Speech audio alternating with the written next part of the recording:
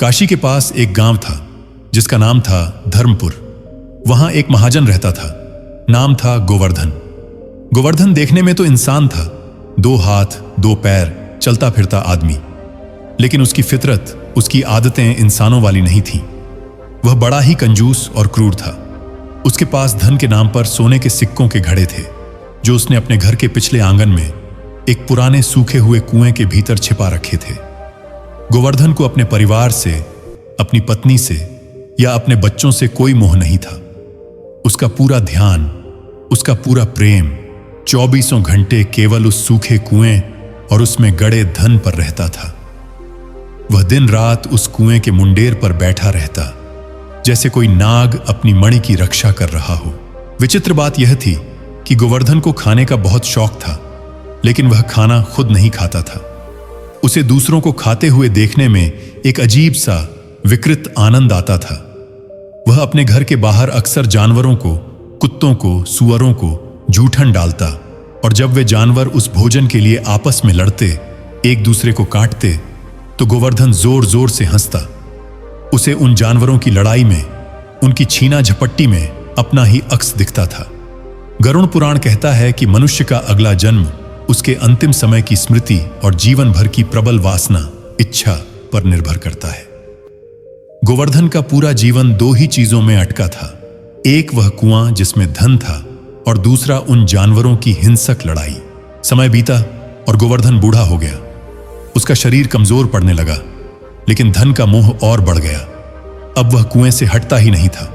वह वहीं सोता, वहीं जागता। एक दिन उसे भयानक बुखार ने जकड़ लिया। उसकी सांसें उखड़ने लगी। गांव के वैद्य ने जवाब दे दिया।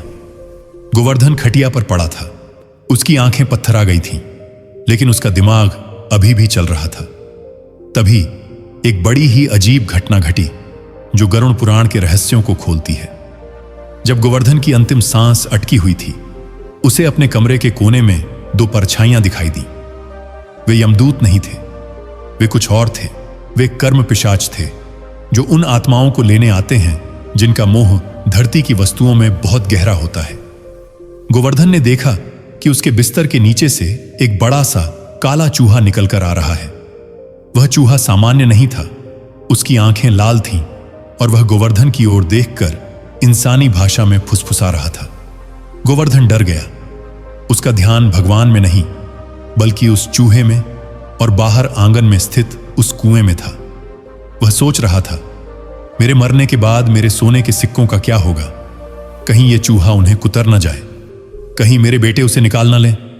शास्त्र कहते हैं, यम यम वापि स्मरण भावम त्यजत्यन्ते कलेवरम, यानी अंत समय में जीव जिस भाव का स्मरण करता है, वह उसी को प्राप्त होता है।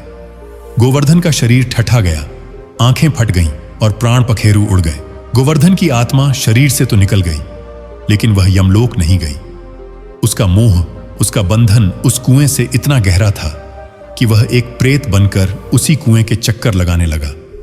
लेकिन प्रकृति का नियम है, आत्मा बिना शरीर के ज्यादा दिन नहीं रह सकती। उसे नया चोला पहनना ही पड़ता है। अब सवाल यह है कि गोवर्धन को क्या बनना था? क्या इंसान?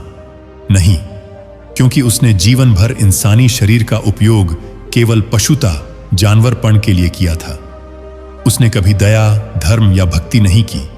उसका चिंतन केवल संग्रह, इकट्ठा करना और छीना झपट्टी था। यमराज के बही खाते में चित्रगुप्त ने गोवर्धन के कर्मों का हिसाब देखा। चित्रगुप्त ने कहा, इस जीव को अभी नरक की यातना नहीं, बल्कि इसके खुद के बनाए नरक में भेजना होगा। गोवर्धन की आत्मा को एक विचित्र योनि शरीर दी गई। यह न तो पूरी तरह जानवर था और न ही इंसान। उसे एक सूकर मुख, सुअर के मुख वाला प्रेत बनाया गया, जिसे अपनी भूख मिटाने के लिए गंध, स्मेल पर निर्भर रहना था। लेकिन कहानी में जो मोड़ आया, वह रोंगटे खड़े करने वाला है। उस सूखे कुएं के अंदर, जहां गोवर्धन ने धन छिपाया था, वहां एक मादा सांप नागिन रहती थी, जो अपने अंडों की रक्षा कर रही थी। उसी कुएं में एक नेवला भी घुस आया था।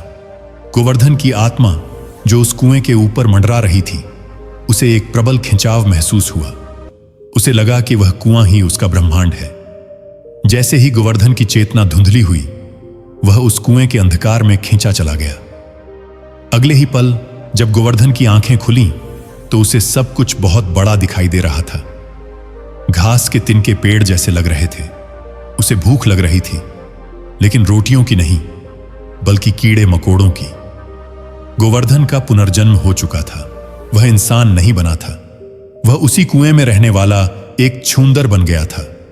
यह बड़ा ही विचित्र न्याय था।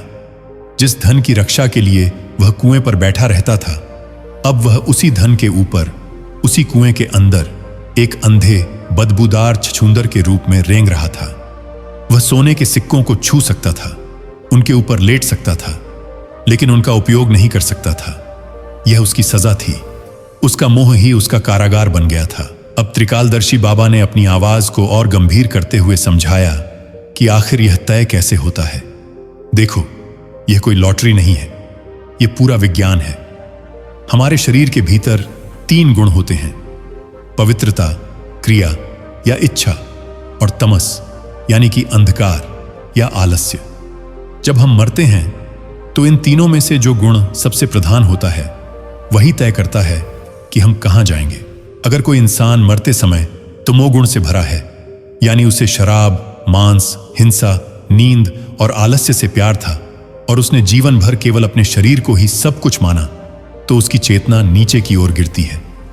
प्रकृति उसे कहती है, हे जीव, तुझे खाने और सोने का इतना शौक था, तुझे विवेक, बुद्धि का उपयोग नहीं करना था, तो ठीक है, मैं तुझे ऐसा शरीर देती हूं जहां तुझे सोचने की जरूरत ही नहीं पड़ेगी। केवल खा और सो। और ऐसे जीव सूअर, गधा या कीड़े मकोड़े बनते हैं। अगर किसी में रजोगुण प्रधान है, यानी उसे सत्ता, पावर, पैसा और नाम कमाने का बहुत शौक था, लेकिन उसने किसी का बुरा नहीं किया, बस अपनी इच्छाओं में फंसा रहा, तो वह दोबारा इंसान बनता है। लेकिन कैसा इंसान? वह ऐसे घर में पैदा होगा जहां उसे फिर से संघर्ष करना पड़े, फिर से उसी मायाजाल में फंसना पड़े। और जो विरले लोग सत्व गुण में मरते हैं, जिन्हें मरते वक्त न धन की चिंता होती है, न परिवार की, जिनके मन में केवल शांति और ईश्वर का भाव होता है, वे या तो देवताओं की योनि में जाते हैं या फिर ज्ञानी, धनी और पवित्र कुलों में जन्म लेते हैं ताकि अपनी बची हुई यात्रा पूरी कर सकें। लेकिन गोवर्धन की कहानी में एक और अजीब मोड़ आया। छछूंदर के रूप में वह उस कुएं में कई सालों तक रहा। हर पल उसे याद था कि वह कौन था। यह सबसे बड़ी यातना थी। जानवरों को आमतौर पर अपना पिछला जन्म याद नहीं रहता, लेकिन जाति स्मर यानी जिसे अपना पिछला जन्म याद होना एक श्राप है। गोवर्धन देख रहा था कि उसके बेटे उस कुएं को खुदवा रहे हैं। उसने देखा कि उसके बेटों ने वह घड़ा निकाल लिया।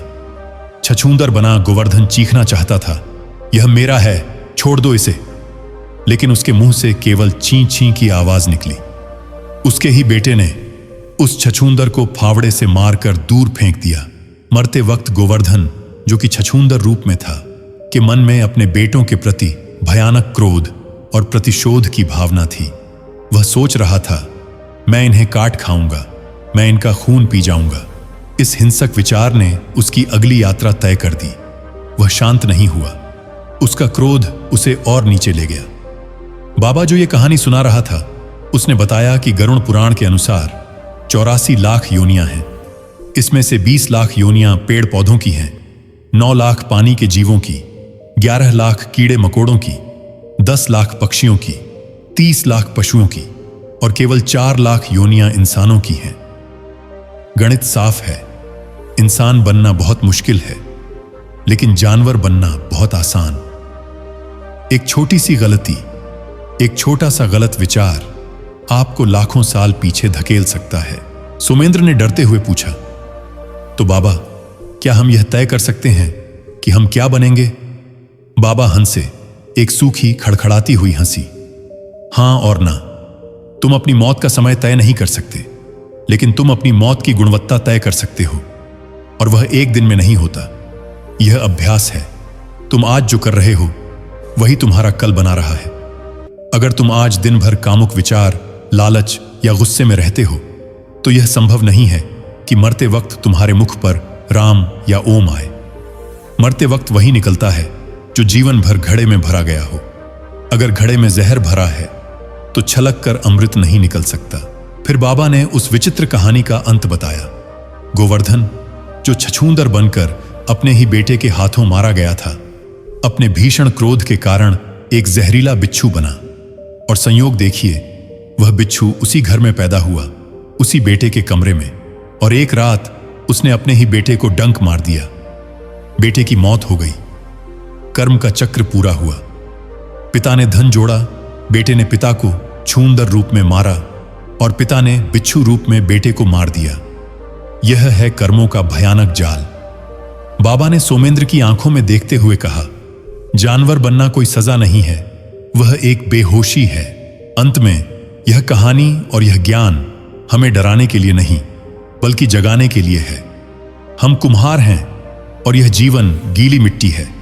अगला रूप क्या होगा, यह चाक पर घूम रही मिट्टी हमारे वर्तमान कर्म और हमारे हाथों के हुनर यानी हमारी बुद्धि पर निर्भर करता है। तो अपने हाथों को कांपने न दें, एक सुंदर घड़ा बनाएं ताकि उसमें अमृत भरा जा सके। अब आप अपने जीवन को देखें। सुबह से रात तक आप क्या करते हैं?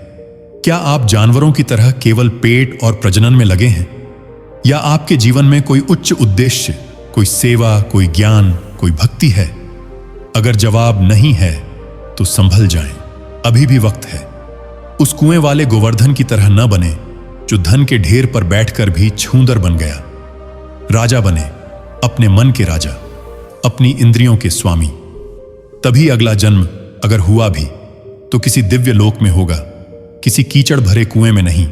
और याद रखें, कहानी कभी खत्म नहीं होती। जब तक मोक्ष नहीं मिलता, हर एंड असल में एक नई शुरुआत है।